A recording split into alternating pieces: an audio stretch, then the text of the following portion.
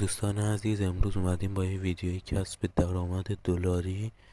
این سایتی که براتون آوردم ارز دیجیتال میتونی ازش استخراج کنی. این سایت بابت ثبت نام شما بهتون حدودا 100 مگاهرتز سرعت میده.